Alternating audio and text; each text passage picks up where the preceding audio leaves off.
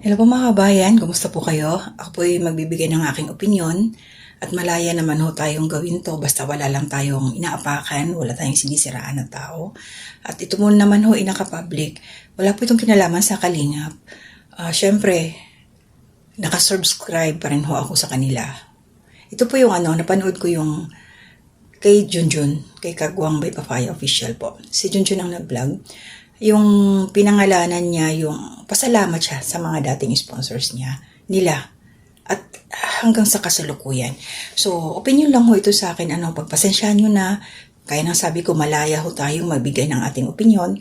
Kasi may nabasa ho akong comment doon. Nagka-create siya ng negativity. Again, 26 na June, sana mag-move on na kayo. Kasi, pinangalanan nga niya yung mga sponsors. And then, may mga naiwan at may mga umalis dahil nga daw siniraan siya. Tapos, ang pa niya doon sa mga sponsors daw, dapat nagtanong muna sa kanya, inalam yung katotohanan, parang ganon. Pero para sa akin, since opinion lang naman to, sana, hindi na lang nagsalita ng ganon si Junjun para doon sa mga umalis na sponsors. Kasi nabanggit niya na yung umalis dahil nandoon na sa dating mga kasamahan nila. Yung mga ganon. So, nag-create nga siya dito ng bashing. So, meron akong nawasang isang umagaw po ng aking atensyon. So, hindi ko na lang po i-attach at hindi rin ako kumuha ng kanyang video clip para walang malaya tayo magbigay ng komento. May YouTube channel ako Malaya ako makapagbigay ng aking opinion. So, ito po, isang komento. Hindi ko na lang babanggitin din yung pangalan. Sabi niya, Kaya lakas loob ng mag-asawa umalis kasi may sponsor. Ni Wakwak mag-asawa naman sila, nasilaw sa pera. So ito yung sinasabi ko na nagkikreate na naman ng bashing. Ito si Junjun. So nananahimik na kung sino man yung mag-asawang umalis na pinatutungkulan na itong nag-comment. Alam naman natin, dalawa na yung umalis na mag-asawa. So walang binanggit na pangalan. Hindi natin alam kung sino yung sinasabi niya dito. Pero para sa akin, hindi pa rin ito maganda. Kasi tapos na yun Nalulungkot siya sa mga nawalang sponsor dahil daw doon sa, syempre yung pinagsamahan, yung banding daw sa chat. Ewan ko lang So, parang hindi naman kasi natin makokontrol kung sino yung gustong magbigay ng blessing, kung sino yung mga sponsors na mananatili dyan sa inyo, at kung sino man yung umalis. Malay natin, yung umalis, may dahilan siya. Hindi naman, pag-sponsor, kailangan ba regular? Parang ganun, opinion ko lang to, So, yung mga umalis, desisyon nila yon.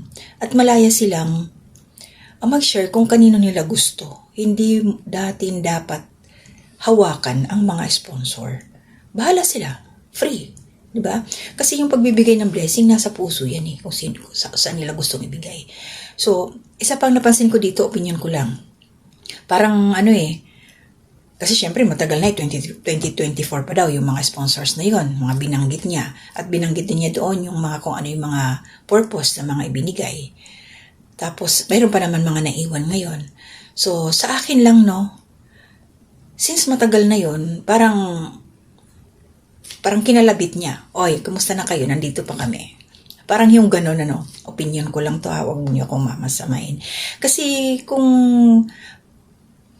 parang gusto niyang magparamdam ulit sa kanila, yung mga sponsor siguro, mayroon pa naman nabibigay sa kanila ngayon at ipagpasalamat nila yun. Kasi yun yung yun yung siguro nakakaalwan sa buhay. May mga sobra sa blessing, kaya nagsishare sa kanila. Kaya maging thankful na sila doon. So ito na lang, advice ko. Suggestion or whatever.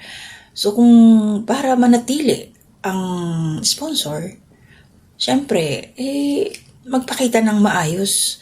Kasi alam naman natin yung ugali ni Junjun, diba? Binansagan na siyang maldita. Ilagay sa lugar yung pagiging maldita. At saka sana iwas na sa mga ganong pagpaparinig na naman doon sa mga umalis. Tama na yan. Diba? Nakakaumay na Ako, ito binigyan ko lang ng opinion para sana mahinto na. Marami naman siyang pwedeng i-content.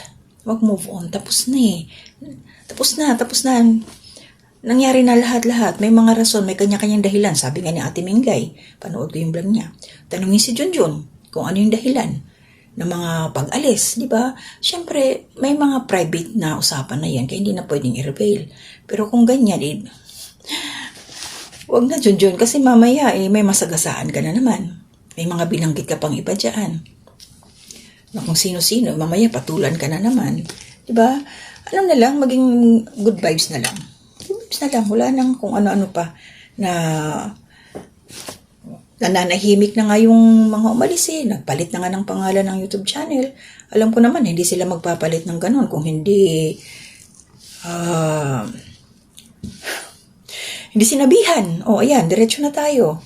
Sinabihan, syempre. Wala na doon Alam naman natin yon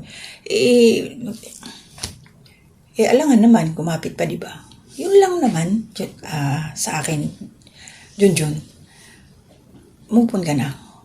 Huwag ka nang malungkot doon sa mga umalis na mga sponsors sa inyo. Kasi katulad ng iba dyan, may mga dahilan din yan sila. Di ba?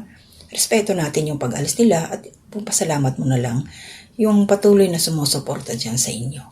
Pasalamat kayo at ayan, okay na ulit ang YouTube channel ninyo. Tuloy-tuloy lang. Wala nang mga negatibo. Baguhin na yung buhay. Magsikap.